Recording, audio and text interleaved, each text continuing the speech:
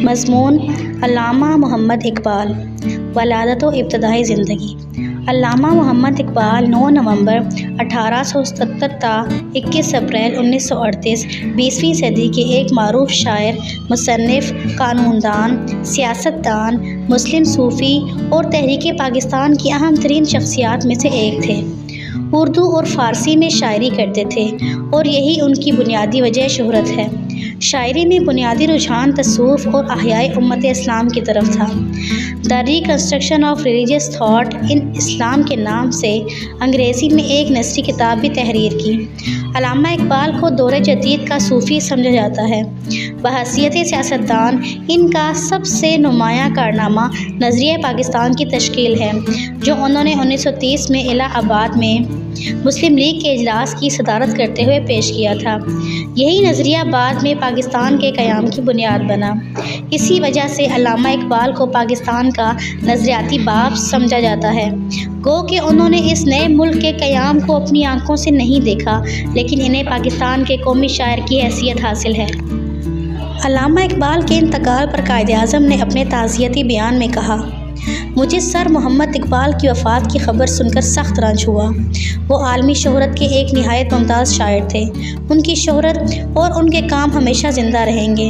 ملک اور مسلمانوں کی انہوں نے اتنی زیادہ خدمات انجام دی ہیں کہ ان کے ریکارڈ کا مقابلہ عظیم ترین ہندوستانی کے ریکارڈ سے کیا جا سکتا ہے۔ ابھی حال ہی تک وہ پنجاب کے صوبائی مسلم لیگ کے صدر تھے، جبکہ غیر متوقع عدالت نے انہیں استعفیٰ پر مجبور کر دیا۔ وہ آل انڈیا مسلم لیگ کی پالیسی اور پروگرام کے حامی تھے۔ میرے لیے وہ ایک رہنما بھی تھے، دوست بھی، فلسفی بھی۔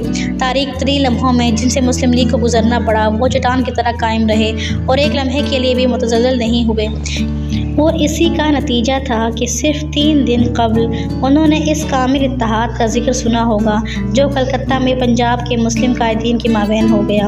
اور آج میں فخر و مباحت کے ساتھ کہہ سکتا ہوں کہ مسلمانان پنجاب مکمل طور پر مسلم لیگ کے ساتھ ہیں اور اس کے جھنڈے تلے آ چکے ہیں، جو یقیناً سر محمد اقبال کے لیے عظیم ترین اطمینان کا واقعہ تھا۔ اس مفارقت میں میری نہایت مخلصانہ اور گہری ہمدردیاں ان کے خاندان کے ساتھ ہیں۔ اس نازک وقت میں ہندوستان کو اور خصوصاً مسلمانوں کو ایک عظیم نقصان پہنچا ہے۔ علامہ اقبال کی زندگی ہی میں ہندوستان بھر میں یوم اقبال منایا گیا۔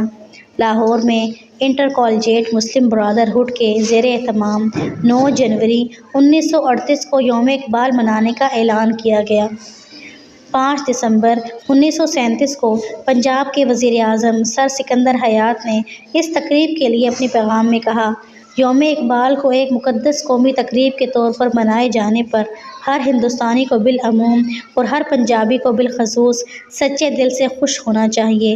میری دلی تمنا ہے کہ اس یادگار تہوار کی مسرتیں، جو ایشیا کے نامور فلسفی اور عظیم المرتبت شاعر کے نام سے منسوب ہیں، صرف ہندوستان تک محدود نہ رہیں بلکہ تمام مشرقی ممالک ان میں شریک ہوں۔ ہمارا فرض ہے کہ اس تقریب کو اس متانت، سنجیدگی اور وقار سے منائیں جس سے ایک طرف دنیا پر اقبال کی عظمت اور اس کی شاعری کی حقیقی قدر و منزلت ظاہر ہو جائے، اور دوسری طرف یہ بھی واضح ہو جائے کہ ایشیا اپنے اس فرزند جلیل کے ادبی کارناموں کی قدر کرنے کی پوری صلاحیت رکھتا ہے۔ عرصہ دراز کی گراں خوبی کے بعد اگر ہمیں مسلمانوں میں بیداری کے آثار نظر آتے ہیں تو یہ سب کچھ اقبال کی پرجوش آواز کا اثر ہے۔